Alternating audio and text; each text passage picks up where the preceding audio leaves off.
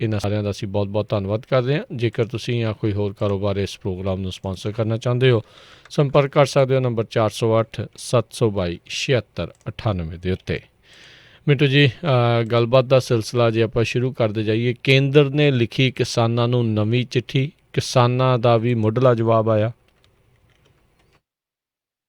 हाँ जी, इस वेले खतो खताबत कह लो कि चलती पई आ ते इहदे विच किसे ना गल सिरे लगदी है, जिवें बलकार सिद्धू दा गीत सीगा, 5 बोतलां ते 7 खा गए मुर्गे, किसे ना गल सिरे लगदी। वो एक मतलब कि छड़े दा दुख सीगा उस गीत दे विच, ते उसे तरह दा एक तरह नाल कह लो कि किसानां दा दुख है कि गल सिरे नहीं लगदी, क्योंकि हरेक चिट्ठी दे विच गल जिहड़ी आ हुण गोल मोल कीती जा रही है। ਤਾਂ ਇਸ ਚਿੱਠੀ ਦੇ ਵਿੱਚ ਦੇਖੋ, ਜਿਹੜੀ ਚਿੱਠੀ ਅੱਜ ਇਹਨਾਂ ਨੇ ਘੱਲੀ ਆ, ਕਿਉਂਕਿ ਸਭ ਨੂੰ ਪਤਾ ਹੋਣਾ ਕਿ ਡੈਡਲੌਕ ਤੋਂ ਬਾਅਦ ਕਿ ਗੱਲ ਜਿਹੜੀ ਆਖਰੀ ਹੋਈ ਸੀ ਮੇਰੇ ਖਿਆਲ ਦੇ ਨਾਲ 8 ਨਵੰਬਰ ਦੇ ਕਰੀਬ ਹੋਈ ਹੈ, ਉਸ ਤੋਂ ਬਾਅਦ ਕੋਈ ਗੱਲਬਾਤ ਨਹੀਂ ਹੋਈ।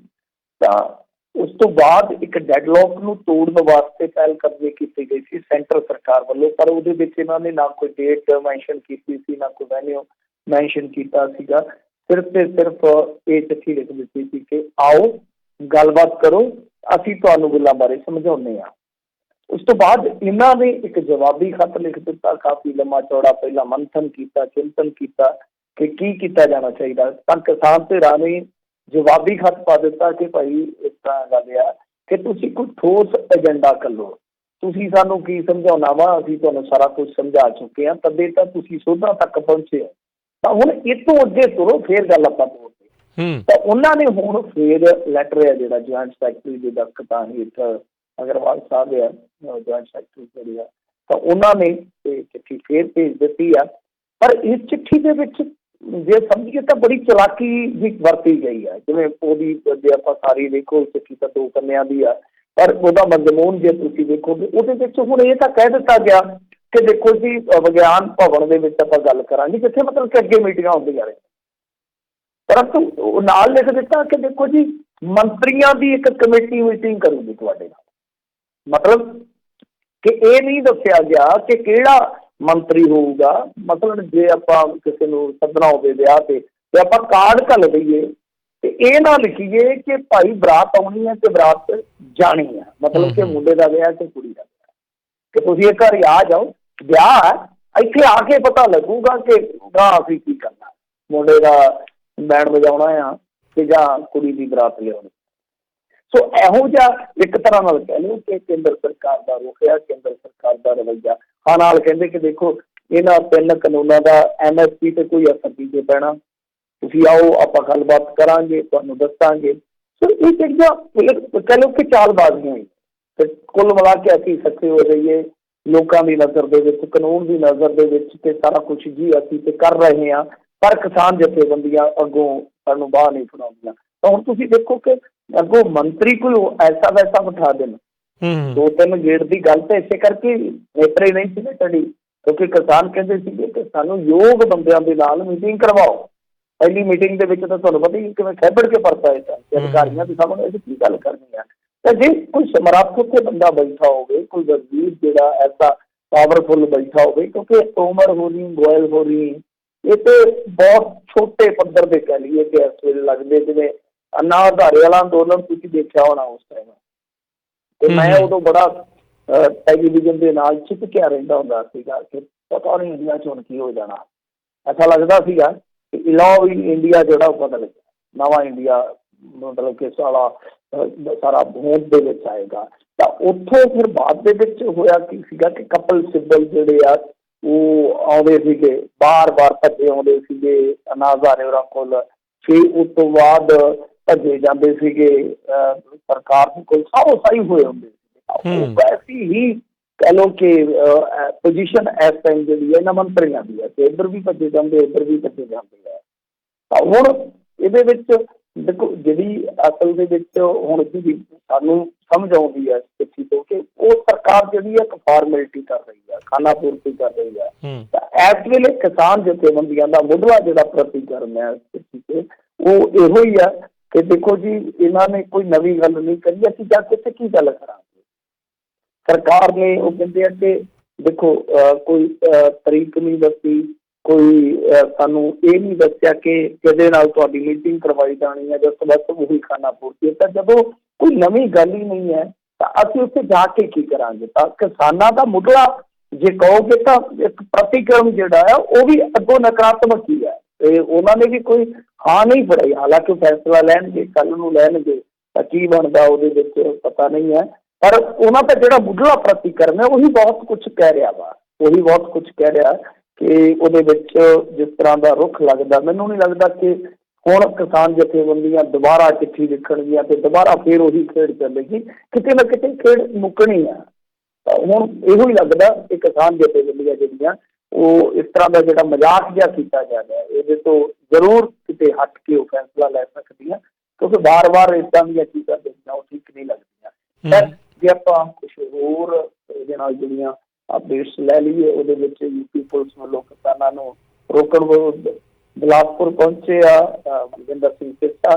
ਕਿਸਾਨ ਮਜ਼ਦੂਰ ਸੰਘ ਬਾਗਪਤ ਵੱਲੋਂ ਨਰਿੰਦਰ ਤੋਮਰ ਦੇ ਨਾਲ ਮੁਲਾਕਾਤ ਕੀਤੀ ਗਈ। ਦੇਖੋ ਨਾ, ਹੁਣ ਆਹੀ ਗੱਲ ਹੈ ਨਾ ਕਿ ਸਾਰਾ ਜਿਹੜਾ ਤਾਮਝਾਮ ਹੈ ਸਰਕਾਰ ਦਾ ਉਹ ਤਾਂ ਉੱਦਾਂ ਹੀ ਚੱਲੀ ਜਾਂਦਾ ਹੈ। ਜਿੱਦਾਂ ਲਾ ਲਓ ਕਿ ਜਿਹੜੇ ਹੈਗੇ ਆ ਨਰਿੰਦਰ ਸਿੰਘ ਤੋਮਰ ਉਹ ਵਾਰ-ਵਾਰ ਮੀਟਿੰਗਾਂ ਕਰ ਰਹੇ ਆ, ਤਾਂ ਅੱਜ ਵੀ ਜਦੋਂ ਉਹਨਾਂ ਨੇ ਇਹ ਮੁਲਾਕਾਤ ਕੀਤੀ ਉਹ ਨਾਲ ਇੱਕ ਸਟੇਟਮੈਂਟ ਜਾਰੀ ਕਰਦੇ ਬਾਹਰ ਆ ਕੇ। ਦੇਖੋ ਕਮਾਲ ਦੀ ਗੱਲ ਆ ਕਿ ਜਦੋਂ ਵੀ ਇਸ ਤਰ੍ਹਾਂ ਦੀਆਂ ਜਥੇਬੰਦੀਆਂ, ਸੋ ਕਾਲਜ ਜਥੇਬੰਦੀਆਂ ਕਹਿ ਜਾ ਸਕਦੀਆਂ ਹਾਲ ਦੀ ਘੜੀ, ਤਾਂ ਉਹ ਜਦੋਂ ਉਹਨਾਂ ਦੇ ਨਾਲ ਮੀਟਿੰਗ ਕਰਦੇ ਤਾਂ ਬਾਹਰ ਆ ਕੇ ਉਹ ਪੱਤਰਕਾਰਾਂ ਦੇ ਨਾਲ ਜਦੋਂ ਗੱਲਬਾਤ ਕਰਦੇ ਉਹ ਕਹਿੰਦੇ ਆ ਕਿ ਦੇਖੋ ਜੀ ਇਹ ਤਾਂ ਕਹਿੰਦੇ ਨੇ ਕਿ ਬਿੱਲ ਠੀਕ ਨੇ। ਅੱਜ ਵੀ ਉਹਨਾਂ ਨੇ ਇਹੀ ਗੱਲ ਦੁਹਰਾਈ ਆ, ਉਹ ਕਹਿੰਦੇ ਜੀ ਕਿ ਬਿੱਲ ਠੀਕ ਨੇ।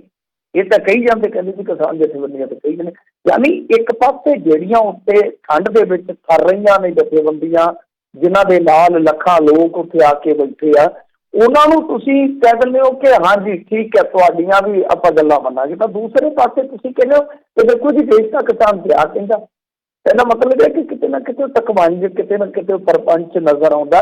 ਖੈਰ ਜੋ ਵੀ ਹੈ, ਇਹ ਹੁਣ ਪਤਾ ਨਹੀਂ ਨਰਿੰਦਰ ਸਿੰਘ ਤੋਮਰ ਜਿਹੜੇ ਆਪਣੀ ਡਿਊਟੀ ਵਜਾ ਰਹੇ ਆ ਇਹ ਕਦੋਂ ਕੁ ਤੱਕ ਇਸ ਤਰ੍ਹਾਂ ਦਾ ਡਰਾਮਾ ਜਾਰੀ ਰੱਖਣਗੇ ਕਿ ਇੱਕ ਪਾਸੇ ਉਹਨਾਂ ਜਥੇਬੰਦੀਆਂ ਦੇ ਨਾਲ ਵੀ ਗੱਲਬਾਤ ਤੇ ਦੂਸਰੇ ਪਾਸੇ ਇੱਕ ਤਰ੍ਹਾਂ ਨਾਲ ਕਹਿ ਲਓ ਕਿ ਪਰਸੈਪਸ਼ਨ ਕਰਨ ਦਾ ਯਤਨ ਕੀਤਾ ਜਾ ਰਿਹਾ ਕਿ ਨਹੀਂ ਜੀ ਕਿਸਾਨ ਜਥੇਬੰਦੀਆਂ ਜਿਹੜੀਆਂ ਬਹੁਤ ਸਾਰੀਆਂ ਸਾਡੇ ਹੱਕ ਦੇ ਵਿੱਚ ਪੁੱਜ ਰਹੀਆਂ। ਇਸ ਤੋਂ ਇਲਾਵਾ ਅੱਜ ਮੇਰੇ ਖਿਆਲ ਦੇ ਨਾਲ ਬਾਬਾ ਰਾਮ ਸਿੰਘ ਦੀ ਖੁਦਕੁਸ਼ੀ ਦੇ ਮਾਮਲੇ 'ਚ ਵਕੀਲਾਂ ਨੇ ਇੱਕ DGP ਨੂੰ ਮੰਗ ਪੱਤਰ ਦਿੱਤਾ ਵਾ, ਹਰਿਆਣੇ ਦੇ DGP ਨੂੰ।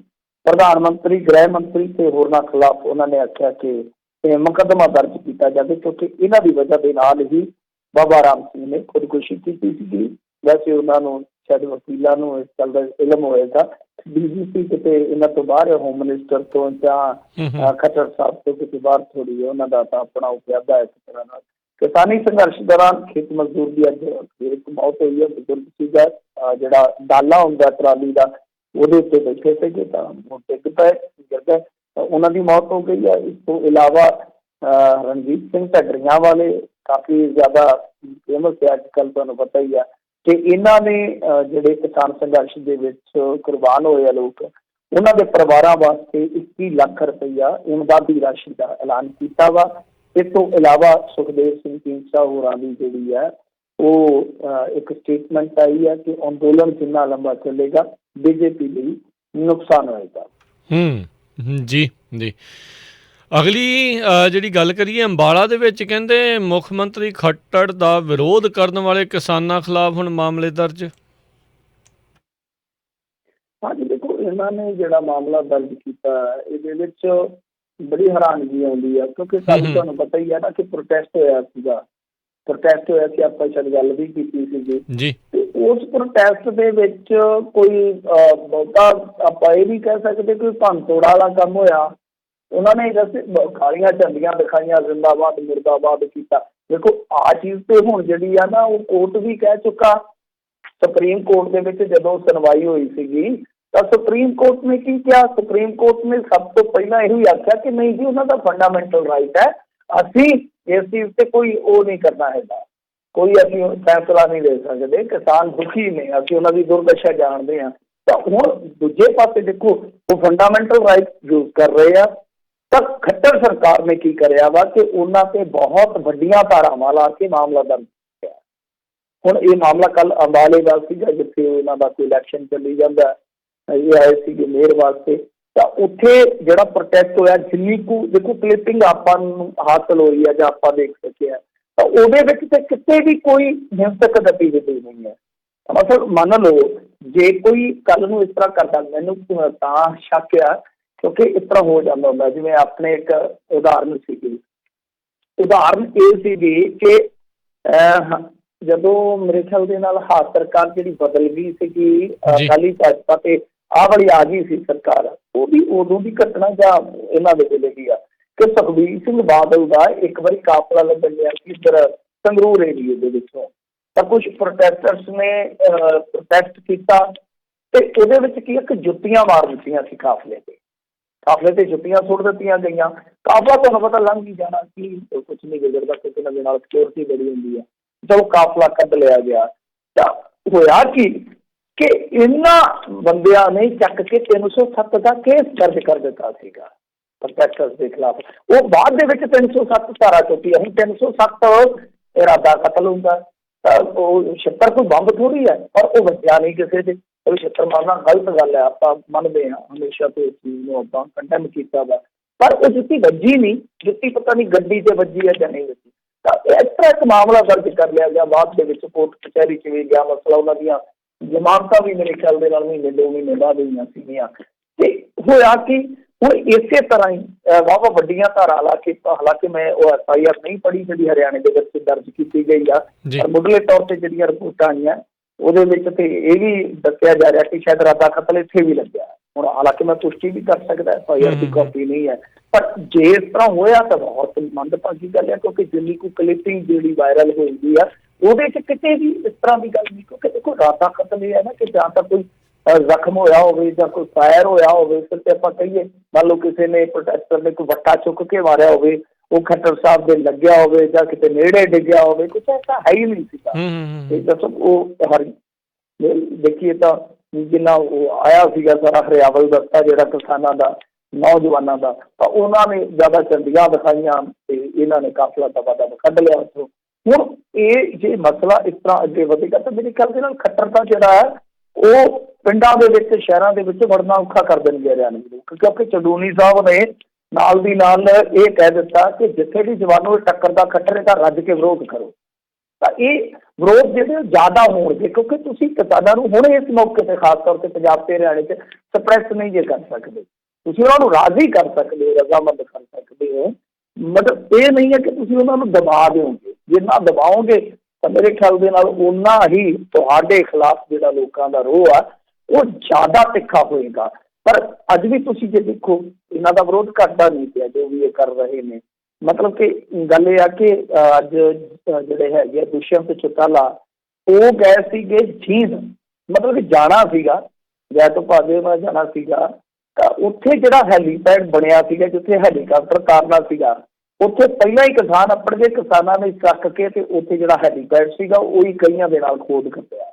ਉਹ ਕਹਿੰਦੇ ਕਿ ਹੁਣ ਤੇ ਹੈਲੀਪੈਡ ਖੋਦਿਆ, ਆਉਣ ਵਾਲੇ ਸਮੇਂ ਦੇ ਵਿੱਚ ਜੇ ਨਾ ਬੰਦੇ ਬਣੇ ਤੇ ਤੁਹਾਡੀ ਰਾਜਨੀਤੀ ਦੀ ਕਬਰ ਵੀ ਖੋਦਾਂਗੇ, ਕੁਛ ਇਸ ਤਰ੍ਹਾਂ ਦਾ ਹੀ। ਲਓ ਜੀ, ਮੈਂ ਤੁਹਾਨੂੰ ਦੱਸ ਦਿੰਦਾ, ਲੱਭ ਰਿਹਾ ਸੀਗਾ, ਕੁਦਰਤੀ ਬੈਠਾ ਸੀਗਾ ਲੈਪਟਾਪ ਦੇ ਅੱਗੇ, ਇੱਥੇ ਹੈਗੀ ਹੈ ਖਬਰ ਇੰਡੀਅਨ ਐਕਸਪ੍ਰੈਸ ਦੀ, ਉਹਦੇ ਵਿੱਚ 307 ਲਾਈ ਹੈ, 307 ਲਾਈ। ਮੈਂ ਜਿਵੇਂ ਤੁਹਾਨੂੰ ਕਿਹਾ ਸੀ ਲਾ ਦਿੰਦੇ ਨੇ ਪਾਵਰਫੁਲ ਜਿਹੜੇ ਲੋਕ ਨੇ, ਉਹ ਲਾ ਇਸ ਤਰ੍ਹਾਂ ਦੀ ਗੱਲ ਇਹਦੇ ਇੱਦਾਂ ਦੇ ਇਹਨਾਂ ਦਾ ਜਵਾਕ ਕੋਈ ਤੁਰਿਆ ਆਉਂਦਾ ਹੋਵੇ ਤੇ ਕਿਸੇ ਦੇ ਨਾਲ ਟਕਰਾ ਕੇ ਕੁਲਫੀ ਡਿੱਗ ਪਵੇ ਤੇ ਉਹਦੇ ਤੇ 307 ਲਵਾ ਦਿੰਦੇ ਆ। ਇਹ ਜਿਹੜੇ ਪਾਵਰ ਦੇ ਵਿੱਚ ਲੋਕ ਹੁੰਦੇ ਆ, ਤਾਂ 307 ਲਾ ਦਿੱਤੀ ਗਈ ਹੈ ਇੱਥੇ ਫਾਰਮਰਸ ਤੇ। ਹੁਣ ਤੁਸੀਂ ਇਹ ਆਪ ਹੀ ਦੇਖ ਲਓ ਕਿ ਪ੍ਰੋਟੈਸਟਰਸ ਨੇ ਪ੍ਰੋਟੈਸਟ ਕੀਤਾ, ਜੋ ਉਹਨਾਂ ਦਾ ਰਾਈਟ ਹੈ, ਤਾਂ ਉਹਦੇ ਉੱਤੇ ਵੀ 307 ਦੀ ਧਾਰਾ ਲਾ ਦਿੱਤੀ ਹੈ। 13 ਫਾਰਮਰਸ ਤੇ ਇਹ ਮਾਮਲਾ ਦਰਜ ਕੀਤਾ ਗਿਆ। ਇੰਡੀਅਨ ਐਕਸਪ੍ਰੈਸ ਦੀ ਮੈਂ ਵੈਬਸਾਈਟ ਖੋਲੀ ਸੀ, ਉੱਥੇ ਨਿਊਜ਼ ਪਈ ਆ, ਤੁਸੀਂ ਵੀ ਪੜ੍ਹ ਸਕਦੇ ਹੋ ਜੇ ਬਾਤ ਤਫਸੀਲ ਪੜ੍ਹਨੀ ਹੋਵੇ। ਪਰ ਇਸ ਤੋਂ ਅੱਗੇ ਜੇ ਆਪਾਂ ਚੱਲੀਏ, ਸੁਖਬੀਰ ਸਿੰਘ ਬਾਦਲ ਦੀ ਮੈਂ ਤੁਹਾਨੂੰ ਦੇ ਦਿੱਤੀ ਆ ਮਿਸਾਲ, ਫਿਰ ਇਸ ਤੋਂ ਇਲਾਵਾ ਜੇ ਤੁਸੀਂ ਦੇਖੋਗੇ ਯੂਪੀ ਦੇ ਵਿੱਚ ਕੀ ਹੋਇਆ ਸੀਗਾ, ਇਹਨਾਂ ਦੀ ਉਹੀ ਸਰਕਾਰ ਆ 2019 ਦੇ ਵਿੱਚ ਉੱਥੇ ਮਿਡ ਡੇ ਮੀਲ ਜਿਹੜੀ ਚੱਲਦੀ ਹੁੰਦੀ ਆ, ਮਿਡ ਡੇ ਮੀਲ, ਉਹ ਰੋਟੀ ਰਾਟੀ ਖਿਲਾਉਂਦੇ ਆ ਗਰੀਬ ਬੱਚਿਆਂ ਨੂੰ ਸਕੂਲਾਂ ਦੇ ਵਿੱਚ, ਤੇ ਉੱਥੇ ਲੂਣ ਭੁੱਕ ਕੇ ਦਿੱਤਾ ਜਾ ਰਿਹਾ ਸੀਗਾ ਬੱਚਿਆਂ ਨੂੰ ਰੋਟੀ ਤੇ। ਪੱਤਰਕਾਰ ਨੇ ਖਬਰ ਲਾ ਦਿੱਤੀ, ਜਿਹੜਾ DM ਆ, ਆਪਾਂ ਤਾਂ DC ਕਹਿ ਦਿੰਦੇ ਆ, ਉੱਧਰ DM ਚੱਲਦਾ ਆ, ਤਾਂ ਉਹਨੇ ਚੱਕ ਕੇ ਜਿਹੜਾ ਐਜੂਕੇਸ਼ਨ ਅਫਸਰ ਸੀਗਾ ਜਾਂ ਜਿਹੜਾ ਮੁੱਖ ਅਧਿਆਪਕ ਸੀ ਉਹਦੇ ਤੇ ਐਕਸ਼ਨ ਵੀ ਕਰ ਦਿੱਤਾ। ਤੇ ਯੋਗੀ ਪਿਆ ਉਹਨੇ ਚੱਕ ਕੇ ਪੱਤਰਕਾਰੀ ਬਲੇਡ ਦਿੱਤਾ, ਕਹਿੰਦਾ ਪੱਤਰਕਾਰ ਨੂੰ ਠੋਕ ਦਿੰਦਾ। ਤਾਂ ਤੁਸੀਂ ਇਹ ਦੇਖੋ ਕਿ ਕਿਸ ਤਰ੍ਹਾਂ ਪੱਤਰਕਾਰਾਂ ਨੂੰ ਵੀ ਦਬਾਇਆ ਜਾਂਦਾ। ਫਿਰ ਮੈਂ ਤੁਹਾਨੂੰ ਇੱਕ ਹੋਰ ਉਦਾਹਰਨ ਦਿੰਦਾ, 2020 ਦੀ ਹੋਈ ਹੈ, ਵਾਰਾਣਸੀ ਪ੍ਰਧਾਨ ਮੰਤਰੀ ਦਾ ਆਪਣਾ ਤੁਹਾਨੂੰ ਪਤਾ ਹੀ ਹੈ ਚੁਣਾਵੀ ਹਲਕਾ ਆ। ਤਾਂ ਉੱਥੇ ਇੱਕ ਨਾ ਪਿੰਡ ਹੈ ਡੋਮਰੀ ਪਿੰਡ ਹੈ ਜਿਹੜਾ ਉਹ ਨਰਿੰਦਰ ਮੋਦੀ ਉਹਨਾਂ ਨੇ ਗੋਦ ਲਿਆ। ਜਿਵੇਂ ਬੀਬਾ ਹਰਸਿਮਰਤ ਕੌਰ ਬਾਦਲ ਨੇ ਮਾਨ ਪਿੰਡ ਗੋਦ ਲਿਆ, ਬਿਲਕੁਲ ਬਾਦਲ ਪਿੰਡ ਦੇ ਗਵਾਂਢ ਦੇ ਵਿੱਚ, ਜਿੱਥੇ ਬਹੁਤ ਜ਼ਿਆਦਾ ਹਿੰਸਾ ਹੋਈ ਸੀ ਮਾਨ ਪਿੰਡ ਦੇ ਵਿੱਚ, ਤੇ ਜ਼ਿਆਦਾਤਰ ਉਸ ਟਾਈਮ ਪਿੰਡ ਕਾਂਗਰਸੀ ਵੀ ਸੀਗਾ ਜਦੋਂ ਇਹ ਮੁੱਖ ਮੰਤਰੀ ਹੋਇਆ ਕਰਦੇ ਸਨ ਪ੍ਰਕਾਸ਼ ਸਿੰਘ ਬਾਦਲ। ਤੇ ਉੱਥੇ ਕੀ ਹੋਇਆ ਕਿ ਡੋਮਰੀ ਪਿੰਡ ਦੇ ਵਿੱਚ ਇੱਕ ਬੀਬੀ ਪੱਤਰਕਾਰ ਉਹਨੇ ਦਿਖਾ ਦਿੱਤਾ ਕਿ ਲੋਕ ਉੱਥੇ ਭੁੱਖ ਨਾਲ ਮਰ ਰਹੇ ਸੀਗੇ, ਯਾਨੀ ਕਲਪਦੇ ਪਏ ਸੀਗੇ। ਤਾਂ ਜਿਵੇਂ ਉਹ ਰਿਪੋਰਟ ਆਈ ਚੱਕ ਕੇ ਮਤਲਬ ਕਿ ਜਿੱਥੇ ਤੁਸੀਂ ਇੱਥੇ ਦੇਖ ਰਹੇ ਹੋ ਕਿ ਪੱਤਰਕਾਰਾਂ ਤੇ ਵੀ ਰਿਪੋਰਟਾਂ ਛਾਇਆ ਕਰਨ ਦੇ ਦੋਸ਼ ਕਹਿ ਲਓ ਜਾਂ ਉਹਦੀ ਰਜ਼ਾਨੇ ਵਜੋਂ ਕੇਸ ਪਾਏ ਜਾਂਦੇ ਆ, ਤਾਂ ਫਿਰ ਦੂਜੇ ਦੀ ਕੀ ਮੁੱਖਤ ਆ। ਤਾਂ ਮੇਰੇ ਖਿਆਲ ਦੇ ਨਾਲ ਇਹ ਤਾਂ ਬੜੀ ਛੋਟੀ ਚੀਜ਼ ਆ ਕਿ ਜਦੋਂ ਜਿਸ ਤਰ੍ਹਾਂ ਦਾ ਅੰਦੋਲਨ ਚੱਲਦਾ ਹੋਵੇ, ਲਾਉਣ ਵਾਸਤੇ ਤੁਸੀਂ ਡਰ ਪੈਦਾ ਕਰਨ ਵਾਸਤੇ ਦੂਜਿਆਂ ਦੇ ਵਿੱਚ ਇਸ ਤਰ੍ਹਾਂ ਦੇ ਕਦਮ ਚੁੱਕ ਸਕਦੇ ਹੋ। ਪਰ ਇੱਥੇ ਤੇ ਪੱਤਰਕਾਰ ਜੇ ਕੋਈ ਰਿਪੋਰਟਿੰਗ ਕਰਦਾ, ਜਿਵੇਂ ਇੱਕ ਮੈਨੂੰ ਫਿਰ ਵਾਕਿਆ ਯਾਦ ਆ ਗਿਆ, ਕੁਆਰੰਟੀਨ ਸੈਂਟਰ ਖੋਲ੍ਹੇ ਸੀ ਇਹਨਾਂ ਨੇ ਕੋਰੋਨਾ ਕਾਲ ਦੇ ਵਿੱਚ, ਤੁਹਾਨੂੰ ਚੇਤੇ ਹੋਣਾ। ਤਾਂ ਉਦੋਂ ਹੋਇਆ ਕਿ ਇੱਕ ਪੱਤਰਕਾਰ ਨੇ ਯੂਪੀ ਦੇ ਇੱਕ ਕੁਆਰੰਟੀਨ ਸੈਂਟਰ ਦੀ ਅਸਲੀਅਤ ਵਿਖਾ ਦਿੱਤੀ, ਉਹ ਵੀ ਅੰਦਰ। ਹੁਣ ਤਾਂ ਕਹਿਣਾ ਪਊਗਾ ਮੈਂ ਜਿੰਨੀਆਂ ਕੁ ਮਿਸਾਲਾਂ ਦੇ ਦਿੱਤੀਆਂ, ਹੁਣ ਤੇ ਆਪ ਹੀ ਮੈਨੂੰ ਸ਼ੇਰ ਵੀ ਕਹਿਣਾ ਪੈਣਾ ਕਿ ਜਿਸਕੋ ਅਬ ਵੀ ਹੋ ਸਿਆਸਤ ਤੇ ਯਕੀਨ ਉਸਕੋ ਇਹ ਮੁਲਕ ਦਿਖਾਇਆ ਜਾਏ। ਤਾਂ ਇਹ ਹਾਲ ਪਿਆ ਕਿ ਜਿਹਨੂੰ ਹਾਲੇ ਵੀ ਸਾਡੇ ਵਰਗੀ ਰਾਜਨੀਤੀ ਤੇ ਯਕੀਨ ਆ, ਤੇ ਫਿਰ ਉਹਨੂੰ ਹਰਿਆਣੇ ਦੇ, ਪੰਜਾਬ ਦੇ, ਯੂਪੀ ਦੇ ਇਹ ਸਾਰੇ ਕੇਸ ਦਿਖਾ ਦਿੱਤੇ ਜਾਣ ਕਿ ਸਿਆਸਤ ਕਿਸ ਤਰ੍ਹਾਂ ਚੱਲਦੀ ਹੈ। ਇੱਕ ਪਾਸੇ ਸੁਪਰੀਮ ਕੋਰਟ ਕਹਿੰਦਾ ਇਹਨਾਂ ਦਾ ਫੰਡਾਮੈਂਟਲ ਰਾਈਟ ਹੈ, ਦੂਸਰੇ ਪਾਸੇ ਉਸੇ ਰਾਈਟ ਨੂੰ ਟਾਈਟ ਕਰਨ ਵਾਸਤੇ ਦੇਖ ਲਓ ਕਿ ਲੈਫਟ ਰਾਈਟ ਕਿਸ ਤਰ੍ਹਾਂ ਚੱਲਦੇ ਪਏ ਆ। ਜੀ ਜੀ ਬਿਲਕੁਲ। ਅਗਲੀ ਗੱਲ ਕਰੀਏ ਕਿ ਜੇਕਰ ਸਰਕਾਰ ਕਿਸਾਨਾਂ ਨੂੰ ਦੇਸ਼ ਧਰੋਹੀ ਕਹਿ ਰਹੀ ਹੈ ਤਾਂ ਸਰਕਾਰ ਵੀ ਪਾਪੀ ਹੈ, ਪ੍ਰਿਯੰਕਾ ਗਾਂਧੀ ਦਾ ਬਿਆਨ। ਹਾਂਜੀ, ਇਹ ਦੋਵੇਂ ਭੈਣ ਭਰਾ ਅੱਜ ਸਾਜਰੇ ਨਿਕਲੇ ਆ ਮੂੰਹ ਹੱਥ ਧੋ ਕੇ ਤੜਕੇ। ਵੈਸੇ ਤਾਂ ਮੂੰਹ ਹੱਥ ਤਾਂ ਧੋਂਦੇ ਹੀ ਹੋਣੇ ਚਲੋ ਡੇਲੀ, ਪਰ ਅੱਜ ਥੋੜੀ ਜਿਹੀ ਸੁਸਤੀ ਤੋੜੀ ਆ ਦੋਨਾਂ ਨੇ। ਕਿਸਾਨਾਂ ਦੇ ਹੱਕ ਦੇ ਵਿੱਚ ਨਿਤਰੇ ਆ। ਇਹਨਾਂ ਨੇ ਰਾਸ਼ਟਰਪਤੀ ਭਵਨ ਵੱਲ ਜਾਣਾ ਸੀਗਾ, ਰਸਤੇ ਦੇ ਵਿੱਚ ਰੋਕੇ ਵੀ ਗਏ, ਹਿਰਾਸਤ ਦੇ ਵਿੱਚ ਵੀ ਲਾਏ ਗਏ। ਹਿਰਾਸਤ ਦੇ ਵਿੱਚ ਅੱਜ ਕੱਲ੍ਹ ਇਹਨਾਂ ਨੂੰ ਕੁਛ ਜ਼ਿਆਦਾ ਹੀ ਲਿਆ ਜਾਂਦਾ ਆ। ਤੇ ਉਸ ਤੋਂ ਬਾਅਦ ਫਿਰ ਇਹਨਾਂ ਨੂੰ ਮਤਲਬ ਕਿ ਰਾਸ਼ਟਰਪਤੀ ਦੇ ਨਾਲ ਮੁਲਾਕਾਤ ਲਈ ਭੇਜ ਵੀ ਦਿੱਤਾ ਗਿਆ। ਹਾਲਾਂਕਿ ਜਦੋਂ ਇਹਨਾਂ ਨੂੰ ਘੱਲਿਆ ਗਿਆ ਉਦੋਂ ਗਿਣਤੀ ਬੜੀ ਘੱਟ ਕਰ ਦਿੱਤੀ ਗਈ। ਚੁਣਿੰਦਾ ਹੀ ਇਹਨਾਂ ਦੇ ਜਿਹੜੇ ਲੀਡਰ ਸੀਗੇ ਉਹ ਹੀ ਗਏ ਆ। ਇਹਨਾਂ ਨੇ ਜਾ ਕੇ 2 ਕਰੋੜ ਲੋਕਾਂ ਦੇ ਦਸਤਖਤ ਜਿਹੜੇ ਆ ਉਹ ਸੌਂਪੇ ਆ, ਉਹ ਦਿੱਤੇ ਆ ਰਾਸ਼ਟਰਪਤੀ ਜੀ ਨੂੰ ਕਿ ਭਾਈ ਯਾਰ 2 ਕਰੋੜ ਲੋਕਾਂ ਦੀ ਆਵਾਜ਼ ਸੁਣੋ। ਹਾਲਾਂਕਿ ਜਿਹੜੇ ਇਹਨਾਂ ਦੇ ਹੈਗੇ ਸਿਆਸੀ ਵਿਰੋਧੀ ਜਿਵੇਂ ਹਰਜੀਤ ਗਰੇਵਾਲ ਆ, ਉਹ ਗਰੇਵਾਲ ਕਹਿੰਦਾ ਕਿ 2 ਕਰੋੜ ਇਹਨਾਂ ਦੇ ਕੋਲ ਲੋਕ ਹੋਣ ਤੇ ਇਲੈਕਸ਼ਨ ਹੀ ਹਾਰਨ। ਇਹ ਕਹਿੰਦੇ ਕਿ ਬਸ ਇੱਕ ਅੱਧੇ ਬੰਦੇ ਨੇ ਬਹੁਤ ਦਸਤਖਤ ਦੁਸਤਖਤ ਕਰ ਦਿੱਤੇ, ਮਤਲਬ ਕਿ ਇੱਕ ਬੰਦੇ ਨੇ 2 ਕਰੋੜ ਦਸਤਖਤ ਕਰ ਦਿੱਤੇ। ਉਹਨਾਂ ਦੇ ਕਹਿਣ ਦਾ ਮਤਲਬ ਇਹ ਹੈ। ਤੇ ਫਿਰ ਇਹ ਵੀ ਕਿਹਾ ਜਾਣਾ ਚਾਹੀਦਾ ਕਿ ਜਿਹੜੇ ਤੁਸੀਂ 40-50 ਡੇਲੀ ਕਿਸਾਨ ਦਿਖਾਉਣੇ ਦਾ ਮਤਲਬ ਇਹ ਹੈ ਕਿ ਉਹ ਕਿਸਾਨ ਤੁਸੀਂ ਉੱਥੇ ਦਫ਼ਤਰਾਂ ਦੇ ਵਿੱਚ ਹੀ ਬਿਠਾਏ ਹੋ ਸਕਦੇ ਆ। ਜੇ ਇੱਕ ਬੰਦਾ 2 ਕਰੋੜ ਦਸਤਖਤ ਕਰ ਸਕਦਾ ਤੇ 40-50 ਬੰਦਿਆਂ ਦਾ ਇੰਤਜ਼ਾਮ ਨਹੀਂ ਹੁੰਦਾ ਡੇਲੀ ਦਾ, ਇਹ ਵੀ ਹੋ ਸਕਦਾ। ਖੈਰ ਰਾਜਨੀਤੀ ਆ, ਇੱਦਾਂ ਚੱਲਦਾ ਰਹਿੰਦਾ ਹੈ। ਤੇ ਦੂਜੇ ਪਾਸੇ ਜੇ ਦੇਖੀਏ ਤਾਂ ਜਿਹੜੀ ਸਟੇਟਮੈਂਟ ਤੁਸੀਂ ਕੋਟ ਕੀਤੀ ਆ ਕਿ ਜੇਕਰ ਕਿਸਾਨਾਂ ਨੂੰ ਦੇਸ਼ ਵਿਰੋਧੀ ਕਹਿ ਰਹੀ ਹੈ ਸਰਕਾਰ, ਤਾਂ ਸਰਕਾਰ ਵੀ ਪਾਪੀ ਹੈ। ਪ੍ਰਿਯੰਕਾ ਗਾਂਧੀ ਨੇ ਜਿਸ ਤਰ੍ਹਾਂ ਦੇ ਹਮਲੇ ਕੀਤੇ, ਪਰ ਰਾਹੁਲ ਗਾਂਧੀ ਨੇ ਇੱਕ ਬੜੀ ਨਾ ਉੱਥੇ ਸੱਚੀ ਜੀ ਸਟੇਟਮੈਂਟ ਦਿੱਤੀ ਹੈ, ਕਿਉਂਕਿ ਰਾਹੁਲ ਗਾਂਧੀ ਜਿੱਥੇ ਨਾ ਆ ਜਾਂਦਾ ਉੱਥੇ ਆਪਾਂ ਥੋੜੇ ਗੈਰ ਗੰਭੀਰ ਹੋ ਜਾਂਦੇ ਹਾਂ ਸਾਰੇ ਕਿ ਲੈ ਰਾਹੁਲ ਗਾਂਧੀ ਆ ਗਿਆ। ਪਰ ਕਈ ਵਾਰ ਰਾਹੁਲ ਗਾਂਧੀ ਦੀਆਂ ਗੱਲਾਂ ਜਿਹੜੀਆਂ ਨੇ ਨਾ ਉਹ ਅੱਜ ਕੱਲ੍ਹ ਅਸਰ ਕਰ ਜਾਂਦੀਆਂ। ਉਹਨੇ ਆਖਿਆ ਮੈਂ ਤੁਹਾਨੂੰ ਕੋਰੋਨਾ ਤੋਂ ਪਹਿਲਾਂ ਵੀ ਕਿਹਾ ਸੀਗਾ ਕਿ ਦੇਸ਼ ਡੁੱਬਣ ਜਾ ਰਿਹਾ, ਤੁਸੀਂ ਉਸ ਟਾਈਮ ਮੇਰਾ ਮਜ਼ਾਕ ਉਡਾਇਆ ਸੀਗਾ। ਤਾਂ ਮੈਂ ਤੁਹਾਨੂੰ ਅੱਜ ਵੀ ਕਹਿ ਦਿੰਦਾ, ਉਹ ਕਹਿੰਦੇ ਕਿ ਕੋਈ ਵੀ ਸਰਕਾਰ ਆ ਕਿਸਾਨਾਂ ਅਤੇ ਮਜ਼ਦੂਰਾਂ ਦੇ ਅੱਗੇ ਉਹਨੂੰ ਝੁਕਣਾ ਹੀ ਪੈਂਦਾ। ਨਰਿੰਦਰ ਮੋਦੀ ਦੀ ਸਰਕਾਰ ਨੂੰ ਵੀ ਇਹ ਕਾਨੂੰਨ ਰੱਦ ਕਰਨੇ ਪੈਣੇ ਆ, ਪਰ ਕਿੰਨਾ ਨੁਕਸਾਨ ਕਰਾਉਂਦਾ ਮੋਦੀ ਇਹ ਹੁਣ ਮੋਦੀ ਦਾ। ਖਾਸ ਤੌਰ 'ਤੇ ਉਹਨੇ ਹਾਲਾਂਕਿ ਨਾਂ ਨਹੀਂ ਲਿਆ ਅਡਾਨੀ ਦਾ ਜਾਂ ਅੰਬਾਨੀ ਦਾ, ਕਿਸੇ ਦਾ ਨਾਂ ਨਹੀਂ ਲਿਆ ਜਿਹੜੇ ਦੋ ਅੱਜ ਕੱਲ੍ਹ ਨਾਂ ਹਰੇਕ ਦੀ ਜ਼ੁਬਾਨ 'ਤੇ ਹੈ, ਪਰ ਉਹਨੇ ਆਖਿਆ ਕਿ ਕੁਛ ਆਪਣੇ ਇਹਨਾਂ ਦੇ ਜਿਹੜੇ ਹੈਗੇ ਕਾਰਪੋਰੇਟ ਸਾਥੀ ਉਹਨਾਂ ਨੂੰ ਦੇਸ਼ ਇਹਨਾਂ ਨੇ ਸੌਂਪ ਰੱਖਿਆ। ਤਾਂ ਜਿਹੜੀ ਇਹ ਸਟੇਟਮੈਂਟ ਸੀਗੀ ਰਾਹੁਲ ਗਾਂਧੀ ਦੀ, ਮੈਂ ਕਹਿੰਦਾ ਕਿ ਇਹ ਕਾਫੀ ਵਧੀਆ ਸਟੇਟਮੈਂਟ ਗਿਣੀ ਜਾ ਸਕਦੀ ਹੈ, ਕਿਉਂਕਿ ਬਹੁਤ ਸਮਾਂ ਪਹਿਲਾਂ ਜਦੋਂ ਇਹਨਾਂ ਨੇ ਲਾਕਡਾਊਨ ਲਾਇਆ ਉਸ ਤੋਂ ਪਹਿਲਾਂ ਹੀ ਰਾਹੁਲ ਗਾਂਧੀ ਨੇ ਇਹਨਾਂ ਨੂੰ ਚੇਤਾ ਦਿੱਤਾ ਸੀਗਾ ਕਿ ਦੇਸ਼ ਬਹੁਤ ਵੱਡੇ ਇੱਕ ਸੰਕਟ ਦੇ ਵਿੱਚ ਫਸਣ ਜਾ ਰਿਹਾ, ਔਰ ਦੇਸ਼ ਐਸੇ ਸੰਕਟ ਦੇ ਵਿੱਚ ਫਸਿਆ ਵੀ ਆ ਜਿੱਥੋਂ ਨਿਕਲਣਾ ਹਾਲ ਦੀ ਜਿਹੜੀ ਪਈ ਹੈ ਤੇ ਬਹੁਤ ਮੁਸ਼ਕਲ ਜਾਪਦਾ ਵਾ। ਤਾਂ ਹੁਣ ਵੀ ਉਹ ਕਹਿ ਰਹੇ ਆ ਜਿਹੜੀ ਗੱਲ, ਮੈਂ ਉਸ ਗੱਲ ਦੇ ਨਾਲ ਮੁੱਤਫਿਕ ਕਿਤੇ ਨਾ ਕਿਤੇ ਕਿ ਦੇਖੋ ਕਿਸਾਨ ਮਜ਼ਦੂਰ ਦੁਨੀਆ ਭਰ ਦੇ ਵਿੱਚ ਜੇ ਤੁਸੀਂ ਦੇਖੋਗੇ ਜੇ 800 ਕਰੋੜ ਦੀ ਆਬਾਦੀ ਆ, ਉਹਦੇ ਵਿੱਚ ਕਿਸਾਨ ਮਜ਼ਦੂਰ ਦੀ ਕਿੰਨੀ ਵਸੋਂ ਆ। ਪੂਰੀ ਦੁਨੀਆ ਦੇ ਵਿੱਚ ਇਹ ਇੱਕ ਐਸਾ ਵਰਗ ਹੈ ਕਿਸਾਨ ਤੇ ਮਜ਼ਦੂਰ ਵਰਗ ਹੈ ਜਿਹਨੂੰ ਅਣਦੇਖਿਆ ਨਹੀਂ ਕੀਤਾ ਜਾ ਸਕਦਾ। ਤਾਂ ਜੇ ਤੁਸੀਂ ਮੰਨ ਲਓ ਕੱਲ ਨੂੰ ਰੱਦ ਕਰਦੇ ਹੋ ਕਾਨੂੰਨ, ਹੁਣ ਜਿਹੜੇ ਬੰਦੇ ਮਰ ਰਹੇ ਆ ਜਾਂ ਜਿਹੜਾ ਪੂੰਜੀ ਦਾ ਨੁਕਸਾਨ ਹੋ ਰਿਹਾ, ਉਹ ਵਾਕਿਆ ਰਾਹੁਲ ਗਾਂਧੀ ਦੀ ਗੱਲ ਹੈ ਕਿ ਤੁਸੀਂ ਉਹ ਫਿਰ ਮਿਣੋਗੇ ਕਿਤੇ ਜਾ ਕੇ ਕਿ ਇੰਨਾ ਨੁਕਸਾਨ ਕਰਵਾ ਕੇ ਜੇ ਅਸੀਂ ਕਿਤੇ ਨਵੇੜੇ ਤੇ ਆਏ ਹਾਂ ਤਾਂ ਕੀ ਉਹ ਨਵੇੜਾ ਜਾਇਜ਼ ਮੰਨਿਆ ਜਾਊਗਾ ਉਸ ਟਾਈਮ, ਜਾਂ ਫਿਰ ਇਹ ਕਿਹਾ ਜਾਊਗਾ ਕਿ ਨਹੀਂ ਇਹ ਫਿਰ ਨਰਿੰਦਰ ਮੋਦੀ ਦੀ ਉਹੀ ਗਲਤੀ ਹੈ ਜਿਹੜੀ ਵਾਰ-ਵਾਰ ਉਹਨਾਂ ਨੇ ਕੀਤੀ ਹੈ ਕਿ ਸਮੇਂ ਸਿਰ ਉਹ ਗੱਲ ਨੂੰ ਗੌਲਦੇ ਨਹੀਂ। ਜਦੋਂ ਪਾਣੀ ਜਿਹੜਾ ਉਹ ਸਿਰ ਤੋਂ ਲੰਘ ਜਾਂਦਾ ਤੇ ਫਿਰ ਸਭ ਕੁਝ ਹੋ ਵੀ ਜਾਂਦਾ, ਪਰ ਮੰਨਦੇ ਫਿਰ ਵੀ ਨਹੀਂ ਕਿ ਮੈਂ ਗਲਤ ਕਰ ਲਿਆ। ਇਹਨਾਂ ਦਾ ਹਾਲ ਕਈ ਵਾਰ ਨਾ ਮੈਨੂੰ ਇੱਦਾਂ ਲੱਗਦਾ ਜਿਵੇਂ ਕੋਈ ਬੰਦਾ ਹੁੰਦਾ ਨਾ ਆਪਣੇ ਘਰ ਨੂੰ ਅੱਗ ਲਾ ਦਿੰਦਾ, ਜੁੱਲੀ ਬਿਸਤਰੇ ਨੂੰ ਅੱਗ ਲਾ ਦਿੰਦਾ ਤੇ ਗੁਆਂਢੀ ਆਉਂਦੇ ਕਹਿੰਦੇ ਕਿ ਕੀ ਹੋਇਆ, ਉਹ ਮੰਨਦਾ ਕਿ ਗਲਤੀ ਮੇਰੀ ਸੀ, ਮੈਂ ਮਤਲਬ ਕਿ ਅੱਗ ਲਾ ਬੈਠਾ, ਪਰ ਜੇ ਉਹ ਬੁਝਾਉਣ ਦਾ ਯਤਨ ਕਰਦੇ ਆ ਕਿ ਬੁਝਾ ਦਈਏ, ਕਹਿੰਦਾ ਨਹੀਂ ਟੁੱਟਦੀ ਰਹਿੰਦੀ।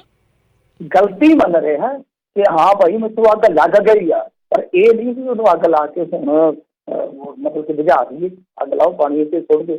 ਸੋ ਕਹਿਣ ਦਾ ਭਾਵ ਇਹ ਹੋਆ ਕਿ ਸਰਕਾਰ ਹੈ ਹੀ ਇਸ ਮਹਾਨ ਤੇ ਖੜੀ ਕਿ ਜਿੱਥੇ ਉਹ ਮੰਨ ਰਹੀ ਹੈ, ਕਿਉਂਕਿ ਦੇਖੋ ਸਿੱਧੇ ਜਾਂ ਸਿੱਧੇ ਰੂਪ ਦੇ ਵਿੱਚ ਮੰਨਣ ਜਾਂ ਨਾ ਮੰਨਣਾ, ਜਦੋਂ ਤੁਸੀਂ ਕਹਿ ਹੀ ਦਿੱਤਾ ਕਿ ਅਸੀਂ ਟ੍ਰੇਡ ਐਂਡ ਕਮਰਸ ਦੇ ਵਿੱਚ ਕਾਨੂੰਨ ਲੈ ਕੇ ਆਏ, ਖੇਤੀ ਨਾਲ ਜੁੜਿਆ ਤਾਂ ਕਾਨੂੰਨ ਹੈ ਹੀ ਨਹੀਂ ਸਰ, ਤਾਂ ਤੁਸੀਂ ਜਿਹੜਾ ਸਟੇਟ ਸਬਜੈਕਟ ਸੀ ਖੇਤੀ ਉਹਦੇ ਵਿੱਚ ਜਾ ਕੇ ਜਿਸ ਤਰ੍ਹਾਂ ਦਾ ਦਖਲ ਕੀਤਾ ਉਹ ਬਲੰਡਰ ਹੈ। ਉਹ ਤੁਸੀਂ ਮੰਨੋ ਜਾਂ ਨਾ ਮੰਨੋ, ਉਹ ਸਭ ਜਿਹੜਾ ਵੀ ਕੋਈ ਮਾੜਾ ਮੋਟਾ ਵੀ ਸੰਵਿਧਾਨ ਦਾ ਜਾਣੂ ਉਹ ਤੁਹਾਨੂੰ ਦੱਸ ਪਾਏਗਾ। ਤਾਂ ਗਲਤੀ ਤੁਸੀਂ ਮੰਨ ਰਹੇ ਹੋ ਸਿੱਧੇ ਜਾਂ ਸਿੱਧੇ ਰੂਪ ਦੇ ਵਿੱਚ ਜਿਹੜੀਆਂ ਸੋਧਾਂ ਪ੍ਰਵਾਨ ਕਰ ਰਹੇ ਹੋ, ਪਰ ਰੌਲਾ ਇਹ ਆ ਕਿ ਦਿੱਲੀ ਫੂਕ ਵਾਂਗੂ ਤੁਸੀਂ ਇਹ ਨਹੀਂ ਮੰਨ ਰਹੇ ਕਿ ਹੁਣ ਪਾਣੀ ਸੁੱਟ ਕੇ ਨੂੰ ਅੱਗ ਨੂੰ ਬੁਝਾ ਦਿਓ। ਬਿਲਕੁਲ। ਅਗਲੀ ਗੱਲ ਕਰੀਏ, ਹੁਣ ਸੰਬਿਤ ਪਾਤਰਾ ਵੀ ਆ ਗਿਆ, ਕਿਸਾਨ ਅੰਦੋਲਨ ਤੇ ਹਮਲਾ ਕਰਨ ਲੈਫਟ ਦਾ ਪਖੰਡ ਕਰਾਰ ਦਿੱਤਾ ਉਹਨੇ। ਚਲੋ ਇਹਦੀ ਕਸਰ ਸੀ ਇਹ ਵੀ ਪੂਰੀ ਕਰ ਲਵੇ, ਇਹ ਨਾ ਕਿਤੇ ਪਿੱਛੇ ਰਹਿ ਜਾਵੇ। ਹੁਣ ਇਹਨੇ ਤਾਂ ਬਿਆਨ ਦੇ ਦਿੱਤੇ ਆ, ਇਹਦੀ ਕਸਰ ਰਹਿ ਜਾਂਦੀ ਤਾਂ ਮੇਰੇ ਖਿਆਲ ਦੇ ਨਾਲ ਮੁਸ਼ਕਿਲ ਹੋ ਜਾਣਾ ਸੀ। ਲੋਕ ਜੀ ਤਾਂ ਪੈਂਦੇ ਹੋਣੇ ਘੜੇਲ ਕਿ ਕਿਹੜਾ ਵੇਲਾ ਹੋਵੇ ਤੇ ਮੈਂ ਵੀ ਕੁਛ ਨਾ ਕੁਛ ਮੈਂ ਵੀ ਨਿਕਲ ਦੇਵਾਂ। ਖੈਰ ਇਹਨਾਂ ਨੇ ਪਖੰਡ ਕਰਾਰ ਦਿੱਤਾ ਕਿ ਇਹ ਕਿਸਾਨ ਅੰਦੋਲਨ ਹੈ ਜਿਹੜਾ ਉਹ ਲੈਫਟ ਦਾ ਪਖੰਡ ਹੈ।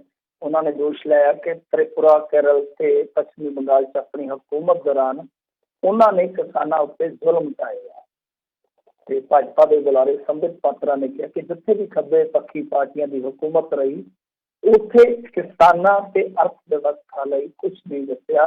93 ਤੋਂ ਲੈ ਕੇ 2018 ਤੱਕ ਤ੍ਰਿਪੁਰਾ 'ਚ ਖੱਬੇ ਪੱਖੀ ਸਰਕਾਰ ਰਹੀ। ਉਹਨਾਂ 25 ਸਾਲਾਂ ਦੌਰਾਨ ਕਿਤੇ ਵੀ ਫਸਲ ਉੱਤੇ ਕੋਈ ਵੀ MSP ਜਿਹੜੀ ਹੈ ਉਹ ਨਹੀਂ ਦਿੱਤੀ। ਜਿਹੜੇ ਖੱਬੇ ਪੱਖੀ ਆਗੂਆਂ ਨੇ ਕਿਸਾਨਾਂ ਉੱਤੇ ਜ਼ੁਲਮ ਢਾਏ ਸਨ, ਉਹੀ ਅੱਜ ਕਿਸਾਨਾਂ ਦੇ ਹਮਦਰਦ ਬਣ ਕੇ ਦਿਖਾ ਰਹੇ ਨੇ। ਬਾਕੀ ਵੀ ਲੰਮੀ ਚੌੜੀ ਸਟੇਟਮੈਂਟ ਹੈ, ਪਰ ਮੇਰੇ ਖਿਆਲ ਦੇ ਨਾਲ ਇਹਨੇ 'ਚ ਉਹ ਘਰ ਪੂਰਾ ਕਰ ਗਏ ਜੋ ਉਹਨਾਂ ਨੇ ਕਹਿਣਾ ਸੀ ਕਹਿ ਗਏ ਆ। ਤ੍ਰਿਪੁਰਾ ਦੇ ਵਿੱਚ ਦੇਖੋ ਗੱਲ ਉਹੀ ਆ, ਮਾਨਿਕ ਸਰਕਾਰ ਜਿਹਦੇ ਬਾਰੇ ਤੁਸੀਂ ਸੁਣਿਆ ਹੋਣਾ ਕਿ ਉਹ ਬੰਦਾ ਇੱਕ ਛੋਟੇ ਜਿਹੇ ਘਰ 'ਚ ਰਹਿੰਦਾ ਸੀ।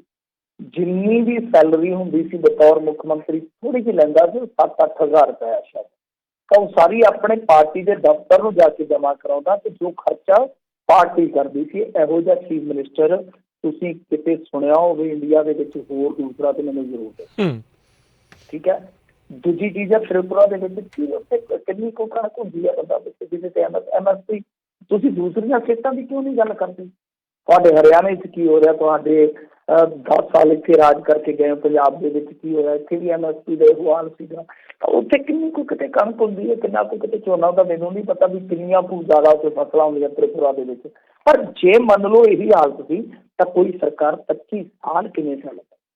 ਇਹ ਸੰਬਿਤ ਪਾਤਰਾ ਹੀ ਦੱਸ ਸਕਦਾ ਹੈ, ਜਾਂ ਮੇਰੇ ਖਿਆਲ ਦੇ ਨਾਲ ਕੋਈ ਚੰਗੀ ਬੁੱਧੀ ਵਾਲਾ ਬੰਦਾ ਦੱਸ ਸਕਦਾ ਕਿ 25 ਸਾਲ ਸਰਕਾਰ ਕਿਵੇਂ ਚੱਲਦੀ, ਜਾਂ ਸੰਬਿਤ ਪਾਤਰਾ ਹੀ ਦੱਸ ਸਕਦਾ, ਕਿਉਂਕਿ ਸੰਬਿਤ ਪਾਤਰਾ ਕੋਈ ਹੋਰ ਰੂਪ ਕੱਢੂਗਾ।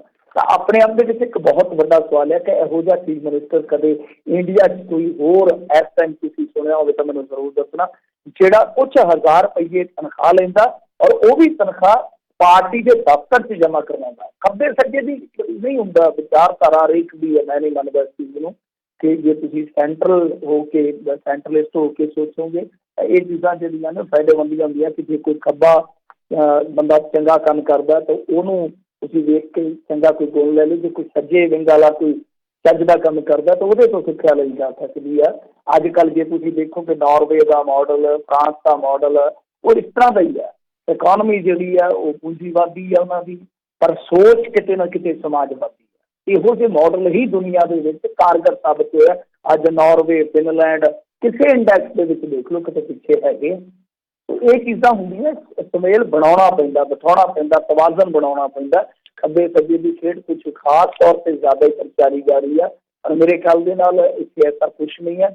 ਜੇ ਇਹਨਾਂ ਨੂੰ ਇਹ ਪਖੰਡ ਲੱਗਦਾ, ਠੀਕ ਹੈ, ਲੈਫਟਿਸਟ ਜਿਹੜੇ ਆ ਤੁਹਾਨੂੰ ਪਤਾ ਹੀ ਆ ਬੰਗਾਲ ਦੇ ਵਿੱਚ ਕਿਸ ਤਰ੍ਹਾਂ ਉਹਨਾਂ ਨੇ ਰਾਜ ਕੀਤਾ ਜਾਂ ਹੋਰ ਥਾਵਾਂ 'ਤੇ ਕੀਤਾ, ਉਹਦੇ ਕਈ ਤੁਸੀਂ ਦੋਸ਼ ਕੋਣ ਕੱਢ ਸਕਦੇ ਹੋ, ਥੋੜਾ ਹੁੰਦੇ ਆ ਰਾਜ ਭਾਗਾਂ ਦੇ ਵਿੱਚ ਦੋਸ਼ ਕੋਣ ਰਹਿੰਦੇ ਆ। ਪਰ ਗੱਲ ਇਹ ਆ ਕਿ ਇਸ ਟਾਈਮ ਜੇ ਤੁਸੀਂ ਅੰਦੋਲਨ ਨੂੰ ਕਹਿ ਰਹੇ ਹੋ ਕਿ ਲੈਫਟਿਸਟ ਤਾਂ ਟੋਟਲੀ ਪਖੰਡ ਹੈ, ਤਾਂ ਮੈਂ ਕਹਿੰਦਾ ਕਿ ਤੁਹਾਡੀ ਸੋਚ ਪਖੰਡ ਆ, ਤੁਹਾਡੀ ਸਮਝ ਪਖੰਡ ਆ, ਤੁਹਾਡੀ ਰਾਜਨੀਤੀ ਪਖੰਡ ਆ, ਤੁਹਾਡੀ ਬਿਆਨਬਾਜ਼ੀ ਪਖੰਡ ਆ, ਕਿਉਂਕਿ ਉੱਥੇ 80-80 ਸਾਲ ਦੇ ਬਜ਼ੁਰਗ ਦਮ ਤੋੜ ਰਹੇ ਆ, ਉਹ ਪਖੰਡ ਕਰ ਰਹੇ ਆ। ਜੇ ਮਰਨਾ ਵੀ ਤੁਹਾਡੇ ਵਾਸਤੇ ਪਖੰਡ ਆ ਤੇ ਲਾਹਨਤ ਹੈ ਤੁਹਾਡੀ ਰਾਜਨੀਤੀ ਤੇ, ਅਸਲੀ ਪਖੰਡੀ ਤੇ ਬੱਚੇ ਨਹੀਂ ਹੋਏ। ਬਿਲਕੁਲ ਬਿਲਕੁਲ ਜੀ। ਅਗਲੀ ਗੱਲ ਕਰੀਏ, ਕਹਿੰਦੇ ਏਅਰਟੈਲ ਨਾਲ ਲਗਾਤਾਰ ਤੀਜੇ ਮਹੀਨੇ ਜਿਹੜੀ ਆ ਪਿਛੜੀ ਆ ਜੀਓ।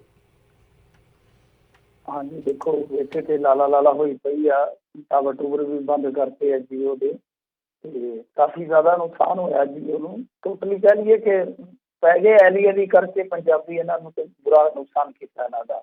ਉਧਰ ਦੂਜੇ ਪਾਸੇ ਟੈਲੀਕਾਮ ਸੈਕਟਰ ਦੇ ਵਿੱਚ ਇਹਨਾਂ ਦਾ ਮੁਕਾਬਲਾ ਏਅਰਟੈਲ ਦੇ ਨਾਲ ਆ। ਏਅਰਟੈਲ ਦੇ ਨਾਲ ਜਿਹੜਾ ਮੁਕਾਬਲਾ ਚੱਲ ਰਿਹਾ ਉਹਦੇ ਵਿੱਚ ਫੇਰ ਚੱਲ ਰਹੇ ਆ, ਮਤਲਬ ਕਿ ਹਰੇਕ ਮਹੀਨਾਵਾਰ ਡਾਟਾ ਜਿਹੜਾ ਰਿਲੀਜ਼ ਹੁੰਦਾ ਕਿ ਕਿਹੜੇ ਟੈਲੀਕਾਮ ਕੰਪਨੀ ਨੇ ਕਿਹੜੇ ਟੈਲੀਕਾਮ ਘਰਾਣੇ ਨੇ ਨਵੇਂ ਗਾਹਕ ਜੋੜੇ, ਤਾਂ ਉਹਦੇ ਵਿੱਚ ਏਅਰਟੈਲ ਨੇ ਅਕਤੂਬਰ ਮਹੀਨੇ 'ਚ 35 ਲੱਖ ਜੋੜੇ ਆ, ਵਾਇਰਲੈਸ ਸਬਸਕ੍ਰਾਈਬਰਸ ਇਹਨਾਂ ਨੂੰ ਕਹਿ ਦਿੰਦੇ ਆ, ਤੇ ਜਦ ਕਿ ਜੀਓ ਨੇ 22 ਲੱਖ ਜੋੜੇ। ਮਤਲਬ ਕਿ ਕਾਫੀ ਵੱਡਾ ਫਰਕ ਪੈ ਗਿਆ, ਇੱਥੇ ਕਾਫੀ ਵੱਡਾ ਫਰਕ ਆ।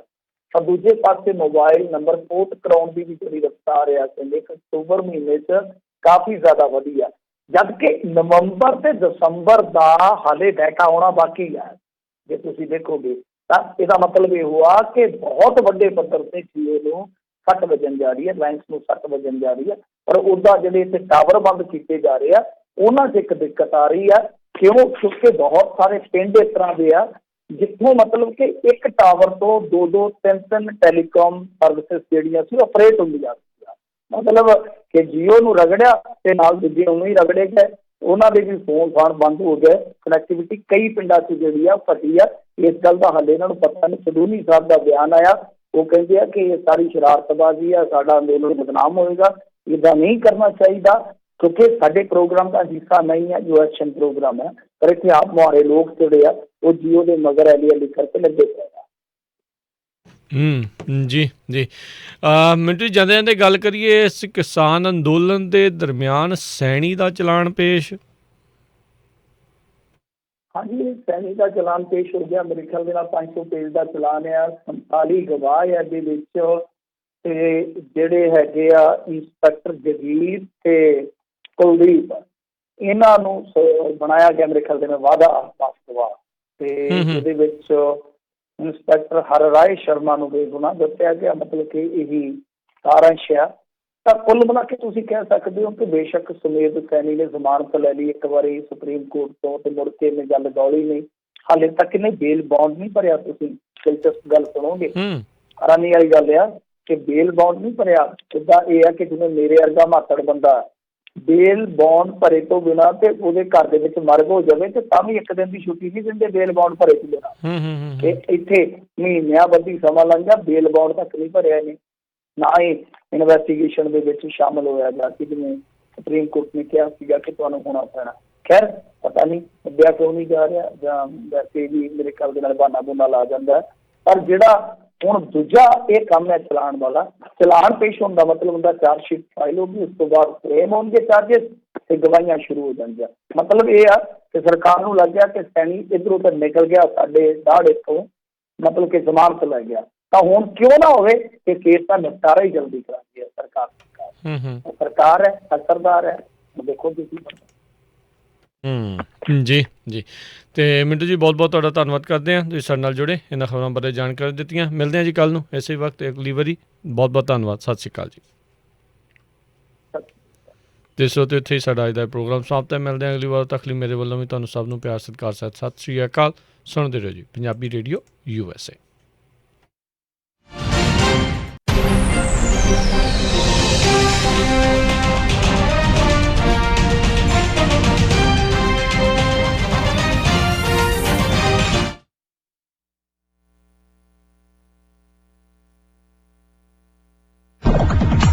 ਤੁਸੀਂ ਸੁਣਦੇ ਪਏ ਹੋ Punjabi radio USA, Punjabi radio USA। Orbit One Express Modesto ਵਾਲੇ ਐਸਮਾ